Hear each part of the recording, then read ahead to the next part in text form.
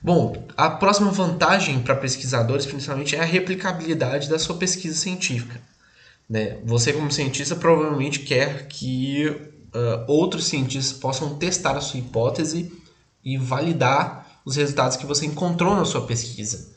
E, bom, como eu falei, o R, como ele coloca toda a etapa do seu processo naquelas palavras, cada etapa do seu processo está salvo ali naquele script e está implícito naquelas palavras ali.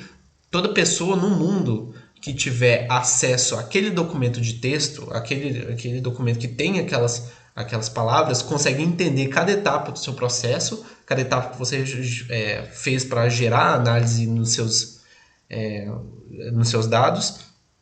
E então, qualquer pessoa no mundo que tiver acesso àquilo e os dados iniciais que você usou para gerar os seus resultados, eles podem reproduzir os resultados da sua pesquisa. É só ele entrar no R, mandar rodar o script e pronto, ele vai gerar os resultados que você usou na sua pesquisa. Então, dessa forma, fica muito mais fácil de você compartilhar o seu trabalho com outras pessoas, com outros pesquisadores.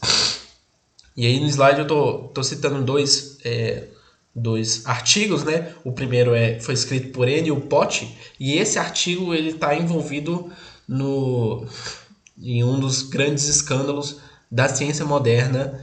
Né? Ele foi alvo de um dos grandes escândalos da ciência moderna. Por quê? Porque o Enio Potti publicou um grande achado, né, científico. Todos os cientistas viram aquilo, falaram: meu Deus, isso é impressionante, vamos tentar reproduzir esses resultados. E eles foram atrás e estavam tentando reproduzir o resultado do Enio Potti, o grupo dele, né, que é da Universidade de Yale, né? Ele trabalhava na Universidade de Yale e estavam tentando reproduzir os resultados de Enio Potti, mas não estavam conseguindo. E aí né, eu cito logo abaixo um relatório, são 9 artigos que esse grupo formado por Combs, Wang e Bagley, eles criaram esses novos artigos, juntaram em um report, um relatório, e mostrando que na verdade não que que os cientistas que estavam tentando reproduzir o resultado do Enio Potti, não é que a análise do Enio Potti era única ou que não poderiam reproduzir, é porque os resultados do Enio Potti estavam errados.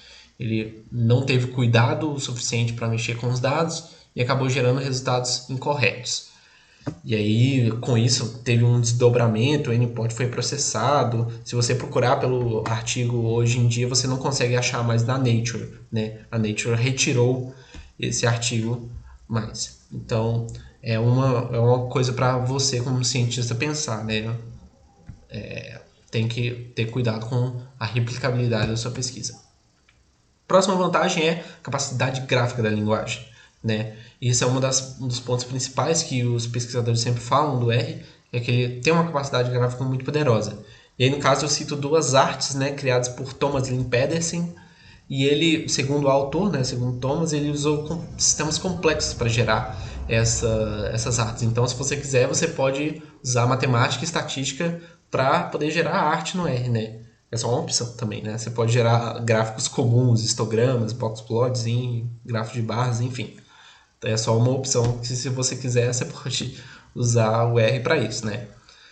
Nona vantagem é criar suas próprias ferramentas, né? Isso é mais difícil de colocar em imagens, mas a ideia é que, se você é um pesquisador que está desenvolvendo, por exemplo, uma nova metodologia estatística que nunca, né, uma nova metodologia que nunca foi aplicada, e você descobre que essa metodologia pode ser muito útil em várias ocasiões, e aí você quer compartilhar essa metodologia com outros pesquisadores, quer que outros pesquisadores usem essas metodologias em suas pesquisas. Bom, você pode fazer isso quando você estiver no R desenvolvendo essa nova pesquisa. O que você pode fazer? Você pode criar um pacote e divulgar ele para os outros pesquisadores, que aí os outros pesquisadores vão poder usar esse pacote para aplicar a sua metodologia nova que você desenvolveu. E a ideia é que você está desenvolvendo uma metodologia nova que não tem em outro lugar, mas tudo bem, você pode criar suas próprias funções que utilizam essa metodologia para que outros possam usar essa metodologia mais facilmente. Essa 10ª e última vantagem, essa mais é para analistas, né, para aqueles que gostam de dashboards, né, que são interessados nessas coisas. O R oferece um pacote chamado Shine, que você consegue criar facilmente dashboards interativos. E aí, por exemplo, se você tem uma reunião no dia seguinte com os principais administradores da empresa, que você vai mostrar os resultados do mês da empresa, um dia antes da reunião você pode mandar um dashboard criado no Shine para eles pelo e-mail, que eles podem abrir pelo web browser, eles podem abrir pelo próprio Google Chrome esse dashboard, onde eles podem interagir com os dados, que aí eles chegam na reunião sabendo já da situação da empresa e podem, né, ter uma discussão mais efetiva. Bom, aí acabou as vantagens, aí eu quero mostrar um exemplo onde seria, digamos, humanamente impossível de você fazer no Excel, mas é uma coisa muito fácil de se fazer no R. Pense, por exemplo, que você tem dados desse formato aqui, que está aqui, né? Você tem dados relativos a países, né? São séries temporais de PIB de variáveis, como PIB per capita e expectativa de vida, para cada um dos países, né? E aí, vamos supor, essas séries temporais têm tamanhos diferentes, isso não é importante, a questão é, são séries temporais de vários países, vamos supor que você tem 142 países, né, nessa base. Então você tem séries temporais de PIB per capita e expectativa de vida para 142 países diferentes e você quer aplicar um modelo econométrico, um modelo linear simples para cada um desses países, para os dados de cada um desses países, para ver o quão bom seu modelo consegue, né, o quão seu modelo consegue explicar essa variação em cada país, né? Se esse modelo se explica de forma pior ou melhor em alguns países, em algum grupo de países. Bom, você pensando assim, no Excel isso não seria impossível, mas seria humanamente impossível, a não ser que você tivesse 142 estagiários para poder construírem esses modelos para você, né? Porque você teria que separar os dados de cada um desses países em 142 planilhas diferentes. E você imagina como é que você organiza separadamente 142 planilhas. É muito trabalho, é muita coisa separada e para organizar seria muito confuso. Bom, no R você poderia utilizar diversas técnicas, mas eu vou mostrar uma técnica maluca. É um conceito que seria bem maluco de se pensar, mas que é fácil de você fazer no R e você vai perceber que é muito poderoso para uma situação como essa. Que seria o quê?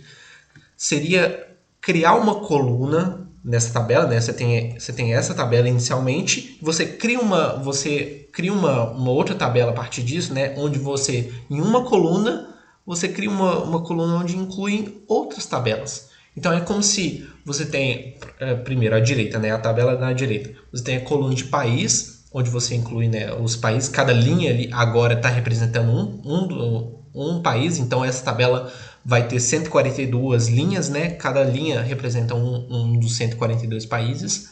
E aí você tem uma outra coluna nessa tabela. E aí em cada célula dessa tabela, você tem uma outra tabela. É essa a ideia de você incluir uma tabela dentro de uma tabela, né? Então, cada célula está guardando uma tabela. E essa tabela se refere ao quê? Aos dados do país referenciado naquela linha. Então, é uma ideia maluca, mas qual que é a ideia que você pode rapidamente resolver esse problema, né, de aplicar cada um dos modelos econométricos para cada um desses países? É simplesmente você criar uma nova coluna nessa tabela agora, calculando um modelo linear, e você especifica a tabela, você aplica esse modelo linear na coluna onde estão cada um dos dados. E aí você, como resultado, você vai ter uma coluna com os resultados do modelo, onde cada célula dessa coluna também é uma tabela.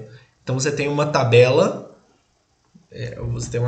né, uma base de dados com cada linha referente a um país. Em uma coluna, em cada célula dessa coluna, você tem a tabela com os dados desse país. Em outra coluna, você tem uma outra tabela que tem os resultados do modelo linear simples aplicado nos dados daquele país, né? E aí, caso você queira aprender como você vê na prática como você poderia fazer isso como se faz isso no R, né?